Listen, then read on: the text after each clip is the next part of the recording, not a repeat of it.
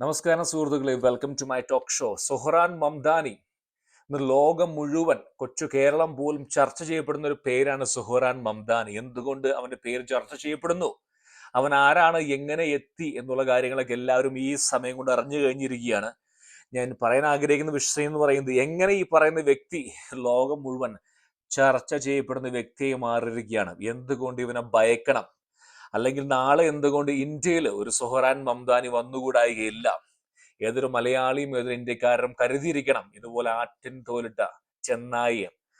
സുഹ്റാൻ മംദാനി ഒരു സർപ്പത്തിന്റെ വിഷം വിൽക്കുന്നവനെന്നാണ് ഇപ്പത്തെ ന്യൂയോർക്ക് മേയർ ആഡംസ് പറഞ്ഞിരിക്കുന്നത്. അവന്റെ സർപ്പത്തിന്റെ വിഷം വിൽക്കുന്നവനാണ്. ശരിയാണ്, അവൻ വിൽക്കാൻ ശ്രമിക്കുന്ന ഒരു വിഷം തന്നെയാണെന്ന് ഞാൻ സംശയിക്കേണ്ടിയിരിക്കുന്നു. കാരണം നമ്മൾ ഈ പറയുന്ന സോഷ്യൽ മീഡിയ നമുക്ക് ആർക്കും ആരെയും താരമാക്കാം. എങ്ങനെയാണ് സുഹ്റാൻ മംദാനി ഒരു താരമായി മാറിയിരിക്കുന്നത്? ഇത് വളരെ സിമ്പിൾ ആണ്. അവൻ യങ്ങാണ്, എനർജറ്റിക് ആണ്, സുന്ദരനാണ്, എഡ്യൂക്കേറ്റഡ് ആണ്. അവൻ ഇപ്പോഴും ഒരു അസംബ്ലിമാൻ, ഇവിടുത്തെ ഒരു പഞ്ചായത്ത് മെമ്പർ പോലത്തെ ഒരു പൊസിഷനും ഉണ്ട്.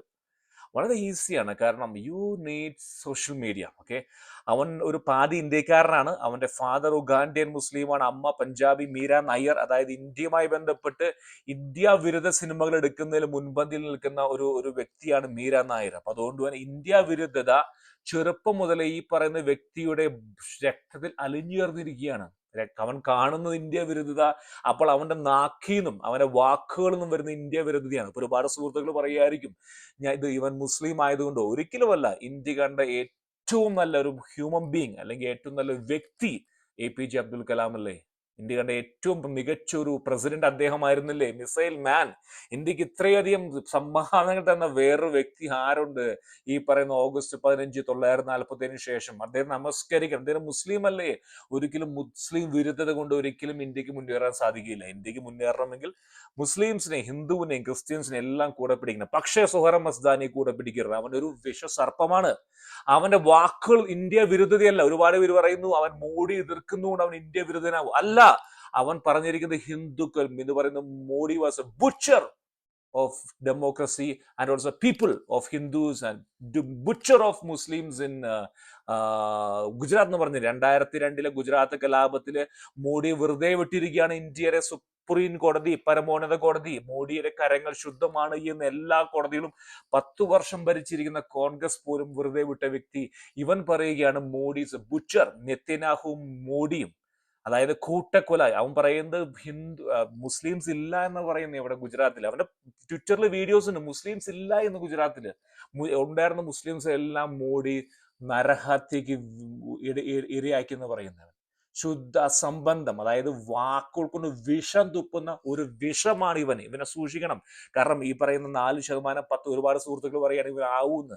10% ആളുകൾ മാത്രമേ ഇതുവരെ വോട്ട് ചെയ്തിട്ടുള്ളൂ. ഇനിയും കിടക്കുകയാണ് 90% ആളുകൾ. Anti India, anti Hindu. നമ്മുടെ ഹിന്ദുക്കള് വെറുപ്പാണ്. ഇന്ത്യയുമായി ബന്ധപ്പെട്ട എല്ലാത്തിനും അവൻ വെറുക്കും. കാരണം അമ്മയെന്നായിരിക്കും ഒരുപക്ഷെ പഠിച്ചിരിക്കുന്നവൻ. അതായത് ഈ പറഞ്ഞ റാം മന്ദിറിന്റെ ആ ശിലാസ്ഥാപന ദിവസം അവൻ ഖാലിസ്ഥാൻ വാദികളുമായി ഒത്തുചേർന്ന് ഇന്ത്യ വിരുദ്ധമായിട്ടുള്ള പ്രസ്താവനകൾ ഇറക്കിയ വ്യക്തിയാണ് ഇവൻ. ഇന്ത്യയുമായി എന്ത് കണ്ടാലും ഇവൻ നാളെ ആ മേയർ ആയാൽ ഇന്ത്യ വിരുദ്ധ നിലപാടുകൾക്ക് ഒരു ഒരു ഒരു കളിത്തട്ടായി മാറാൻ പോവുകയാണ് ന്യൂയോർക്ക് ഫൈനാൻഷ്യൽ ക്യാപിറ്റൽ ഇന്ത്യയാണ്. ഇവൻ എന്താ പറയുന്നത്? ഇവൻ പറയുന്നത് ഇവൻ അരവിന്ദ് കെജ്രിവാൾ മാർക്സിസം ഇസ്ലാമിക് ജിഹാദിന്റെ കോക്ടെയിലാണ്. Cocktail of Marxism, Islamic jihadism and പിന്നെ എന്ത് ഈ പറഞ്ഞ കേജ്രിവാളിന്റെ തന്ത്രം. അവൻ ഹിന്ദി സംസാരിക്കുന്നത്, ഹിന്ദി ആത്താ ഉസ്കോ, ഹിന്ദി ജോ ആത്താ ഹെ ഇസ്ലിയെ തോ ഉസ്കോ ക്യാ ഹോ സക്താ, ഉസ്കോ പത്താ ഹെ ഇന്ത്യ മേ ക്യാ ഹോ രഹ. അതുകൊണ്ട് ഇന്ത്യയിൽ അത് വ്യക്തമായി നടക്കുന്നുണ്ടെന്ന്. അവൻ പയറ്റുന്ന കേജ്രിവാളിന്റെ ഈ പറഞ്ഞ ഇന്ത്യയിൽ തോറ്റുപോയ നയമാണ്. ഫ്രീ ബസ്സുകള്, ഫ്രീ വീടുകള്, ഹലാൽ സ്റ്റോറുകള്, പോലീസിനെ വേണ്ട. പോലീസ് ഇല്ലെങ്കിൽ ശരീഅത്ത് കോടതി കൊണ്ടുവരാലോ. ഡീഫണ്ട് ദ പോലീസ്, എല്ലാം ഫ്രീ ആയി കൊടുക്കൂ ജനങ്ങൾക്ക്. അതായത് പൊള്ളയെ വാഗ്ദാനങ്ങൾ കൊടുത്ത്, അത് ഈ ജെൻസി എന്ന് പറയുന്ന തലമുറയിൽ, ഈ പറഞ്ഞ 2000 ശേഷം ജനിച്ച തലമുറ എന്ന് പറയുന്നത് സ്പോയിൽഡ് ആണ്. അറിഞ്ഞുകൂടാ അവർക്ക്. ഇത് ഇന്ത്യയിലും വരാൻ പോകുന്ന പ്രശ്നമാണ് സുഹൃത്തുക്കളെ. കാരണം മോഡിയും അഭിത് മുൻകിൻ ഹേ, മോഡി ഉണ്ടെങ്കിൽ അസാധ്യമാണ്. പക്ഷേ എത്ര കാലം? അദ്ദേഹം ഒരു 75 വർഷത്തോളമായി അദ്ദേഹം. ഇനിയും പുതിയൊരു തലമുറ ഇതുപോലെ സോഷ്യൽ മീഡിയ കൂടെ, ഇന്ന് കേരളത്തിലെ ഒരു വ്യക്തിയുണ്ട് ഒരു ചാനലില്, അദ്ദേഹം അടുക്കുമ്പോൾ വിഷം ചീറ്റുന്നു. അദ്ദേഹത്തെ സോഷ്യൽ മീഡിയ വലിയ താരമാക്കി മാറ്റിയിരിക്കുകയാണ്. ഇതുപോലെ സോഷ്യൽ മീഡിയയിൽ താരമാക്കി മാറ്റാൻ ഇറങ്ങി പുറപ്പെട്ടാൽ നാളെ ഒരു പക്ഷേ വിഷം ചീറ്റുന്നവൻ ഒരു പക്ഷേ ഇന്ത്യൻ പ്രസിഡന്റ് ആയാലോ അല്ലെങ്കിൽ പ്രധാനമന്ത്രി ആയാലോ ആർക്കുമാകാം. ഇന്ത്യൻ ഭരണഘടന ഹിന്ദുവിനും മുസ്ലിമിനും ക്രിസ്ത്യനും അവകാശമുണ്ട് ഇന്ത്യയുടെ ഏതൊരു ഭരണഘടനാപരമായ പദവിയിലേക്കും. പക്ഷെ വിഷം ചീറ്റുന്നവൻ ഇവന്റെ പുറകിലെ പൊയ്മുഖം കണ്ടറിഞ്ഞേ പറ്റൂ. ഇവൻ എന്താ പറയുന്നത്? ഹലാൽ സ്റ്റോറുകൾ കൊണ്ടുവരും, ഇവിടെ ഒഴിവാക്കിയിട്ട്. ആന്റി ഹിന്ദു ഇവൻ എന്താ പറയുന്നത്? കഴിഞ്ഞ ബക്രീദിന് ഇവന്റെ പോസ്റ്റിൽ ഇവൻ പറഞ്ഞിരിക്കുകയാണ്, ബക്രീദിന് നമുക്ക് പശുവിന് വെട്ടണമെന്നും. ആന്റി ഹിന്ദു, ഹിന്ദുക്കളെ വിളിച്ച വാക്കുകൾ കേട്ടാൽ അറപ്പാണ്. എന്റെ ചാനലിൽ പോലും പറയാൻ സാധിക്കില്ല. ഇത് വെറും ആന്റി മോഡി അല്ല. ഒരുപാട് പേര് പറയായിരിക്കും ജസ്റ്റ് ആന്റി മുന്നോ, anti India, it just hate India, that's it. Indians എല്ലാ ഇന്ത്യക്കാരും മനസ്സിലാക്കണം ഒരു രീതി എന്ന് പറയുന്നത്. ഒരുപാട് പേര് പറയുന്നത് നാളെ പ്രസിഡന്റായി മാറും. ഇവൻ പീക്കിൽ എത്തിക്കഴിഞ്ഞിരിക്കുകയാണ്. ഇനി ദിസ് ഡൗൺ ഫോൾ കാണാൻ സാധിക്കും. ഒരുപാട് ജനങ്ങളെ മണ്ടന്മാരാക്കാൻ സാധിക്കില്ല സുഹൃത്തുക്കളെ. അതായത് ഈ പറയുന്ന വർഗീയത വിളിച്ചു പറഞ്ഞുകൊണ്ടോ ഫ്രീ ആയിട്ട് ചാനൽ കൊടുത്തുകൊണ്ടോ നിങ്ങൾക്കൊന്നും മുന്നേറാൻ സാധിക്കില്ല. ഒരു പരിധിയുണ്ട്. ഇവന് ടോപ്പിൽ എത്തിക്കഴിഞ്ഞിരിക്കുകയാണ്. ഇനി ഇവന് കാണാൻ സാധിക്കുന്ന പറഞ്ഞാൽ താഴേക്കുള്ള വരവാണ്. ഇതിൽ മുന്നോട്ട് പോകാൻ സാധിക്കില്ല അവന്. കാരണം എന്തുണ്ട് കയ്യില്? ആകുള്ള വർഗീയത കയ്യിലുള്ളത്. രണ്ടാമത് പറയുന്നത് മാർക്സിസം, സോഷ്യലിസം. ഈ 3 കാര്യങ്ങൾ അവസാനിച്ച് ഇത്രയേ ഉള്ളൂ. ഇനി മുന്നോട്ടില്ല. ജനങ്ങൾ മനസ്സിലാക്കിയിരിക്കുകയാണ് പൊയ്മുഖം. 33 വയസ്സിലെ ചെറുപ്പക്കാരൻ പ്രയോഗിക്കുന്നത് ഇന്ത്യയിൽ പയറ്റി തെളിഞ്ഞ കേജ്രിവാള് പയറ്റി തെളിഞ്ഞ അതേ തന്ത്രം. അതായത് ഫ്രീ ആയിട്ട് കൊടുക്കുക. ഫ്രീ എന്ന് കേട്ട് കഴിഞ്ഞാല് ബുദ്ധിയും വിവരമില്ലാത്ത കുറെ സായിപ്പ് വോട്ട് ചെയ്യും. പക്ഷേ ജനങ്ങളും ഇതാണ് ഇവിടുത്തെ മീഡിയ എന്ന് പറയുന്നത്. പിക്കപ്പ് ചെയ്ത് പെട്ടെന്ന് തന്നെ. കാരണം ഇവന്റെ ഈ നീക്കം ഇവർ മനസ്സിലാക്കാൻ സമയമെടുത്തു. കാരണം സൈലന്റ് ആയിരുന്നു. സോഷ്യൽ മീഡിയയിൽ കൂടെ ക്യാമ്പയിൻ ചെയ്യുന്നു, യുവാക്കളെ ആകർഷിക്കുന്നു, കൊളംബിയ യൂണിവേഴ്സിറ്റിയിലെ ആന്റി സെമിറ്റിക് മൂവ്മെന്റിന് വേണ്ടി ഫണ്ടുകൾ കൊടുക്കുന്നു, അവരെ ബെയിൽ ചെയ്യാൻ പൈസ കൊടുക്കുന്നു, ജൂയിഷുകാർക്കെതിരെ ജൂയിഷിനെ ആക്രമിക്കാൻ വേണ്ടി മുന്നോട്ട് വരുന്നു.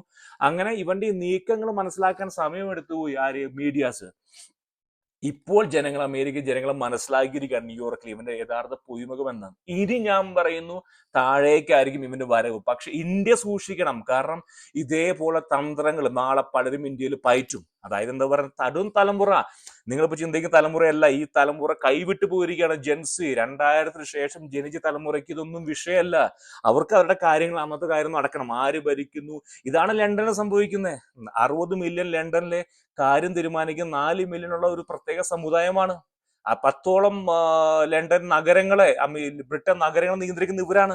ശരിയത്ത് കോടതിയാണ്. അപ്പൊ അതായത് ഞാൻ പറയുന്നു, ഇന്ത്യയിൽ നിങ്ങൾ അഹങ്കരിക്കുന്നുണ്ടായിരിക്കും നമ്മുടെ സുഹൃത്തുക്കൾ, നിങ്ങൾ 80% ഉണ്ട് എന്ന്. പക്ഷെ വേണ്ട, നിങ്ങൾ 80% ഭരിക്കാൻ 10% ആൾക്കാർ മതി. നിങ്ങളുടെ 80% തലമുറ വഴിതെറ്റിപ്പോയി.